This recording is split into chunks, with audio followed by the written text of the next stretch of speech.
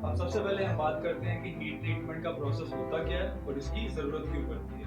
तो heat treatment का process ऐसा प्रोसेस है जिसमें हम किसी भी मेटल के वर्कपीस के अंदर अपनी मतलूबा फिजिकल और मैकेनिकल प्रॉपर्टीज पैदा करने की कोशिश करते हैं। यानी कि अगर मैं इसके पर्पस की बात करूं कि हमारे पास जो हीट ट्रीटमेंट है इसका पर्पस क्या होता है, तो इसका पर्पस है to produce desired mechanical and physical property। यानी हम किसी भी मेटल के वर्कपीस के अंदर अपनी मतलूबा फिजिकल और मैकेनिकल प्रॉपर्टीज पैदा करने के लिए हीट ट्रीटमेंट करते हैं। अब ये फिजिकल और मैकेनिकल प्रॉपर्टीज क्या होती है, ताकि आप लोग जानते हैं फिजिकल प्रॉपर्टीज का मतलब होता है ज़ाहरी हदोहाल, ज़ाहरी जो खसूसियात होती हैं, मतलब उसकी शेप कैसी है, उसका रंग कैसा है, उसकी आप कह रहे हैं टेक्सचर कैसा है, वो देखने में किस तरह लग रहा है, उसमें मैकेनिकल लस्टर है कि नहीं है।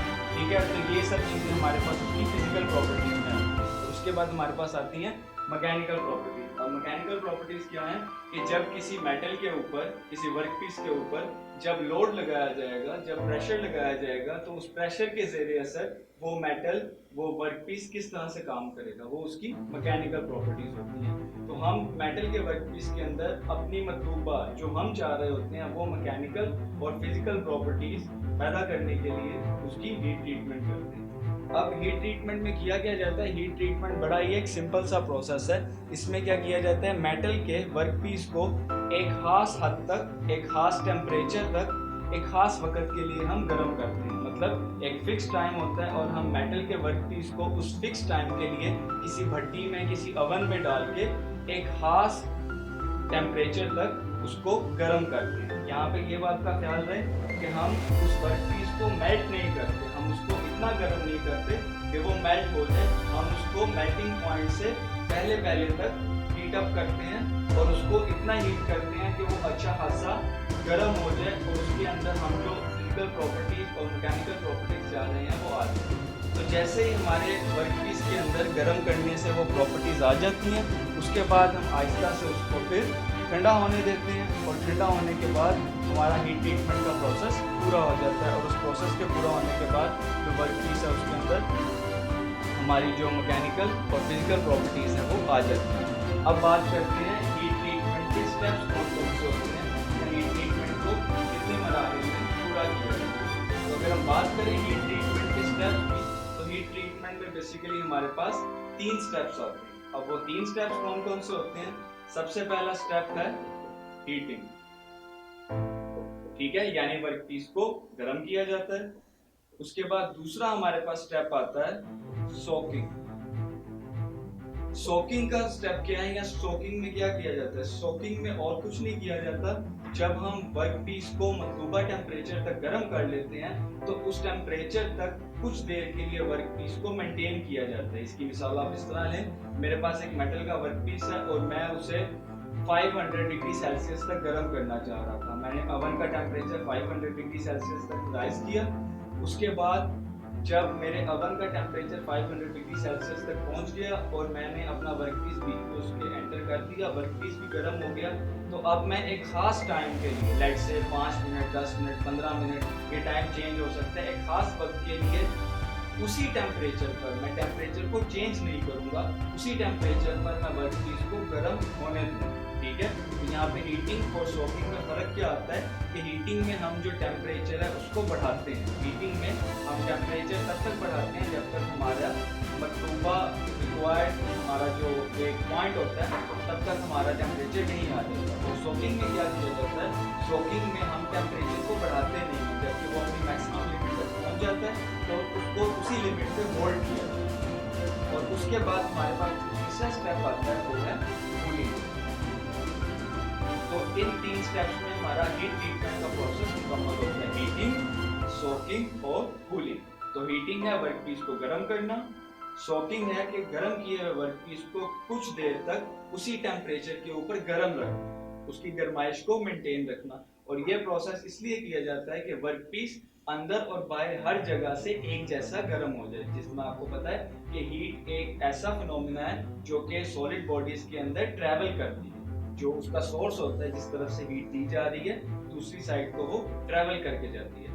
तो इसी तरह से हम सोकिंग इसलिए करते हैं कि अगर हम एक वर्कपीस को बाहर से गर्म कर रहे हैं और अगर हीट करने के बाद हम इस स्टेप को स्किप करते हैं और हम डायरेक्ट इस स्टेप के ऊपर आ जाते हैं, तो उसमें क्या मसला आएगा कि हो सकता है हमारा वर्कपीस बैरूनी सतह से तो अच्छी तरह गर्म हो गया हो, लेकिन अंदर से वो सही तरह गर्म ना हुआ हो, तो उस वजह से उसमें मसले मसाइल आ सकते हैं। इसलिए ये डायरेक्ट स्टेप हमारे पास करना ठीक नहीं होता। इसका प्रॉपर स्टेप हमारे पास क्या होना चाहिए? हीटिंग के बाद सोकिंग और सोकिंग के बाद हम उसकी कूलिंग करते हैं। तो सोकिंग का प्रोसेस इसलिए किया जाता है कि मेटल का वर्कपीस अंदर और बाहर हर जगह से एक जैसा गर्म हो जाए, यकसा गर्म हो।